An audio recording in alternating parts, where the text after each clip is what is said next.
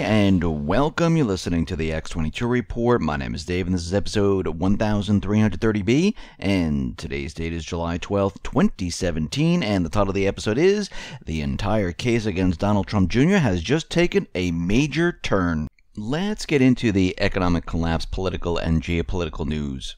Now, as we know, the Senate is coming out with their Obamacare repeal bill, and they're saying that they have something that's better, it's going to be incredible, and Senator Rand Paul is out there saying, listen, this bill looks exactly like Obamacare.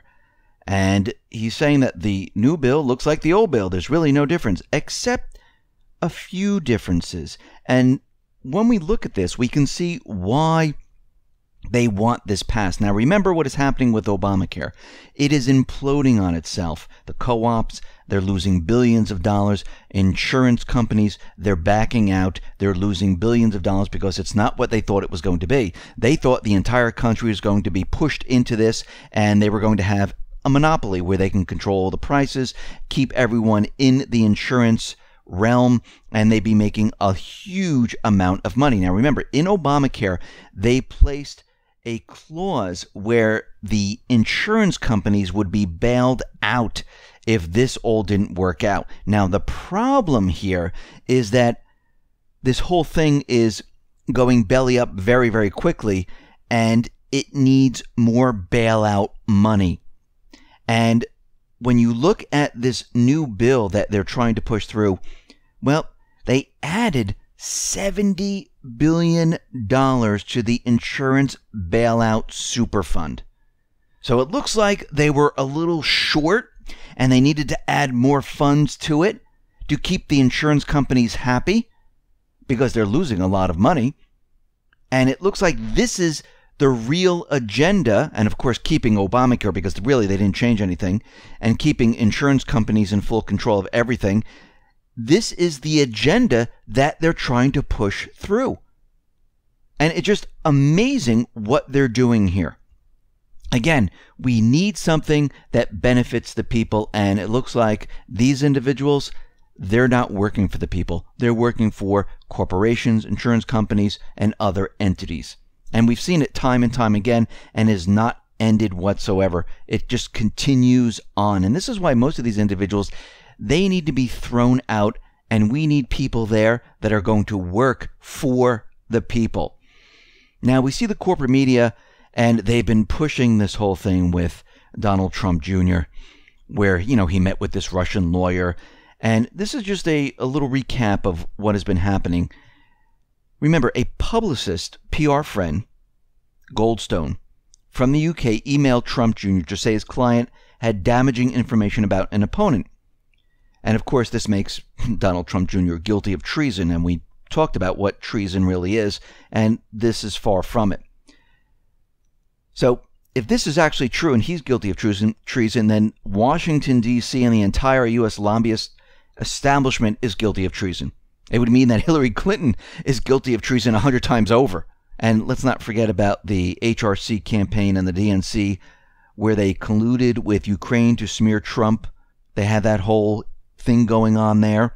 So this Russian lawyer, through Goldstone, decided to, present this to Trump Jr., where they said, listen, we have some incriminating evidence on Hillary, her dealings with Russia, and it would be very useful to your father who's running for president. And of course, when he heard this sounded pretty darn good. Now, he had no idea who this person was because it was going through Goldstone. And the Russian lawyer has already repeatedly said that, no, I am not working with the Russian government at all. And Trump Jr., he didn't receive illegal funds. He didn't receive any favors from Russia. Nothing actually really happened. So this whole thing with collusion and treason and all this stuff, well, that's completely out the window. Sergei Lavrov was out there and he's saying that this is absolutely ridiculous. This makes no sense whatsoever. There's no evidence of anything, and it looks like the corporate media is making a mountain out of a molehill. And he's laughing about this whole entire thing. Now, this is where it gets really interesting. Because the Russian lawyer, Natalia, well, she is sitting with Obama's ambassador to Russia, Michael McFaul, during a Foreign Affairs Committee hearing 8 days after cold contacting Trump Jr. in Trump Tower. So why was this Russian lawyer, Natalia, hanging out with Obama officials just days after her meeting with Donald Trump Jr.? And why was she given privilege to sit up front during the congressional hearing? Now, there's a picture of her. She's right there. She's sitting right up front.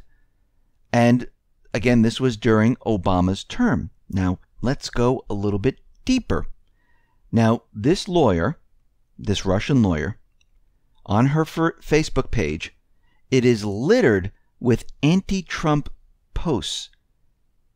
And she either attended or at least posted a picture from an anti-Trump rally on January 22nd, 2017, which is kind of strange that she wants to give information to Trump Jr. on Hillary when she's completely anti-Trump.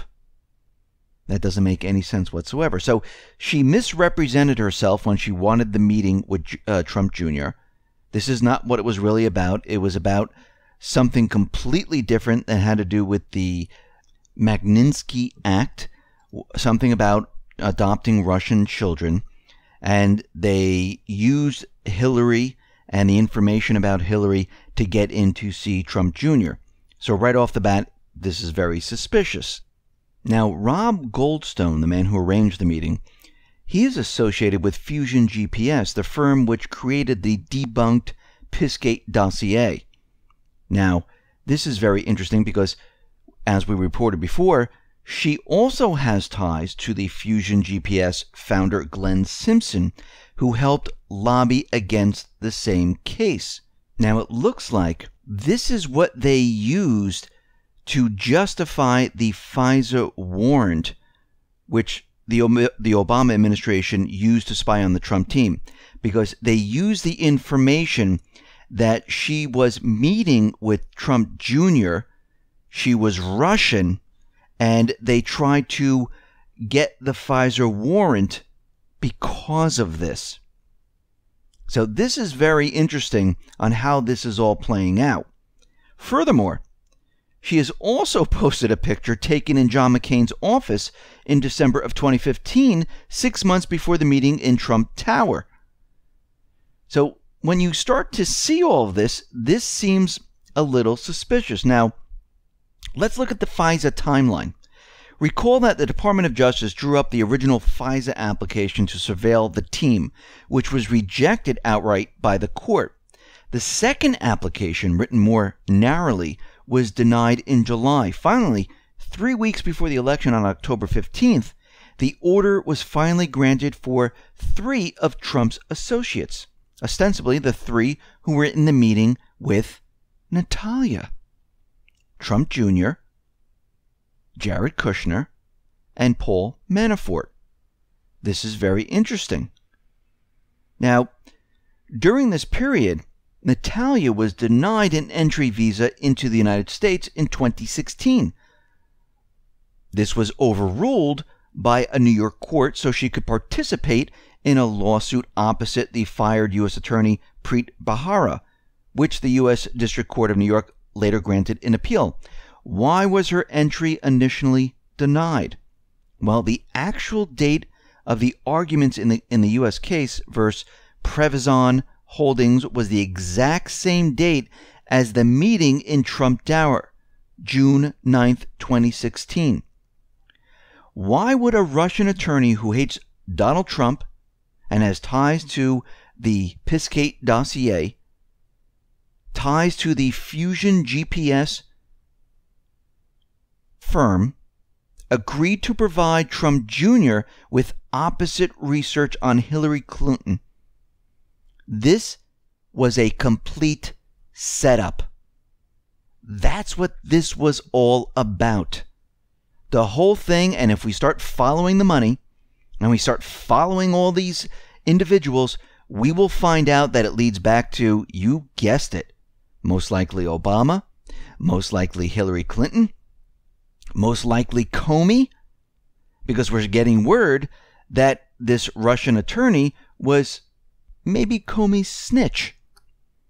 So when we start looking at all of this and you start putting all the pieces together, you start to realize that, yeah, this was a setup.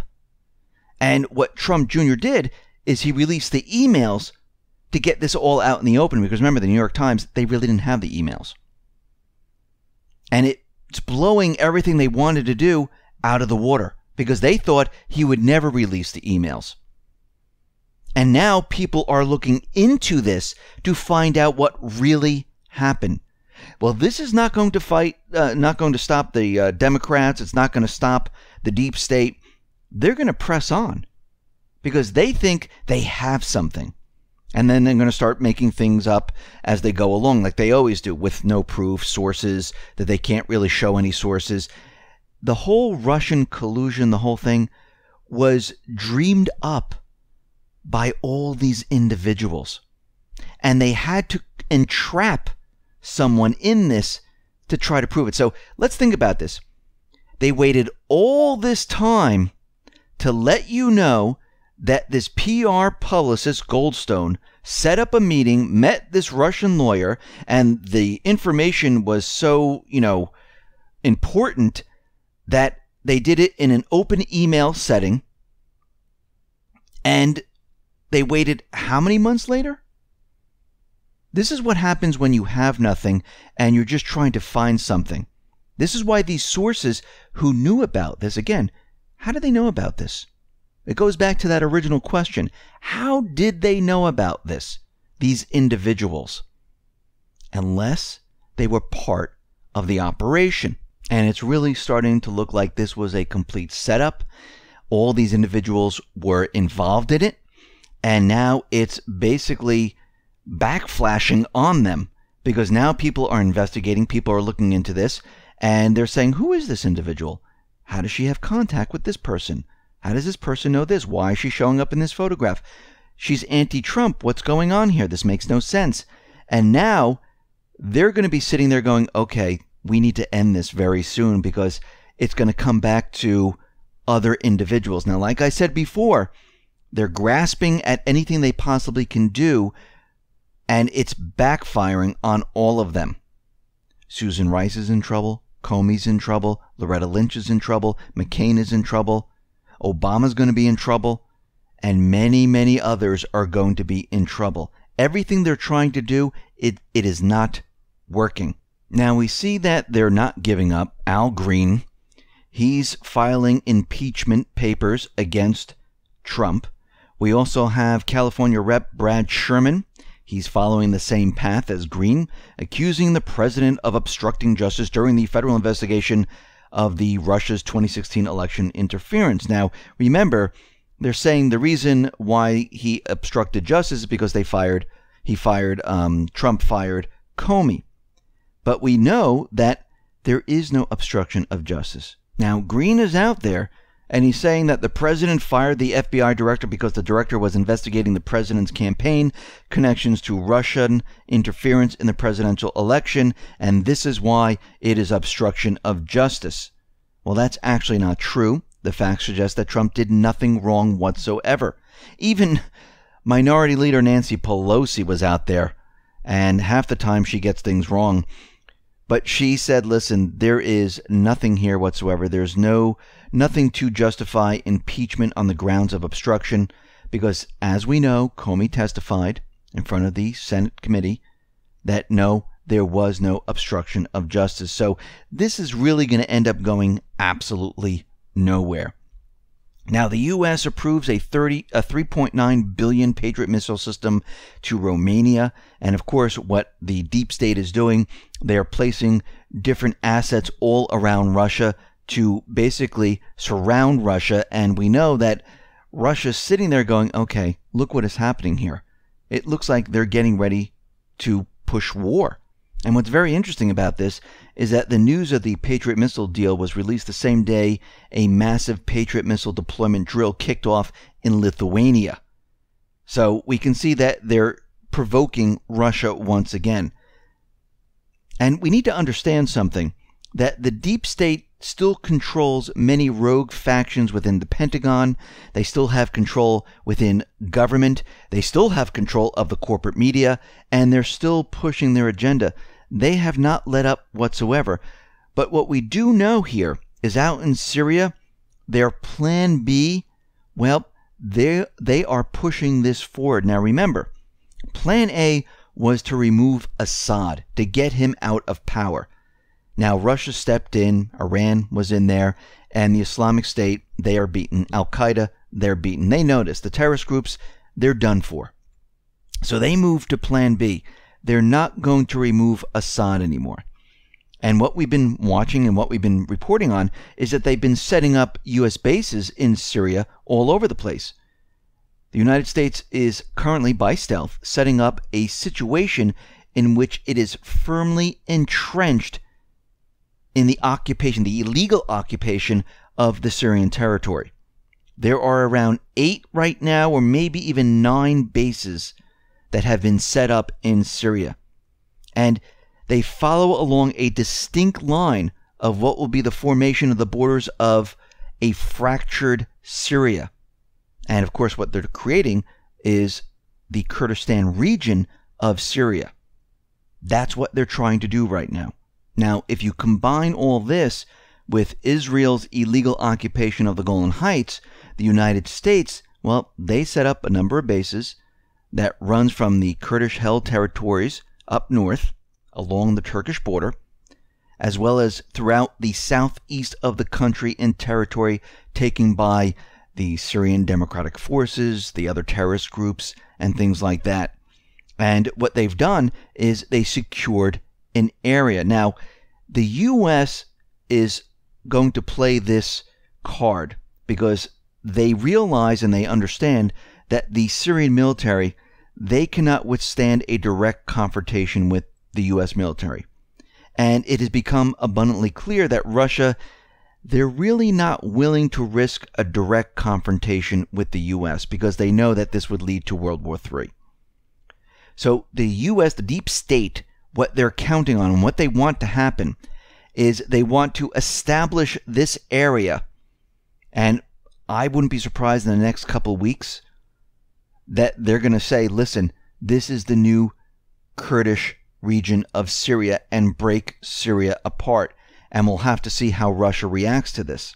Now, Russia, they might be happy with a Syria where it retains a government friendly to Russia. And they also have the port. They might say, okay, listen, there's nothing else that we can do. We're not going to get into a war with the United States. Now, Syria, on the other hand, they might look at this a little differently. And they might say, no, the people of Syria, we're not going along with this. And then we'll have fighting within Syria against, most likely, the U.S. and the Syrian forces. Now, this is what's known as federalization. This is America's Plan B. This is actually very similar to Brzezinski's method of microstates and mini-states. And it seems that the United States is insisting upon at least fractionalizing Syria so that the Syrian government is drastically weakened. Now, we need to think about this. What does this do? Well, it blocks off supply lines for Syria. It blocks off Iran, whose land supply lines would be effectively cut. A Kurdish state would also serve to inhibit an Iranian pipeline.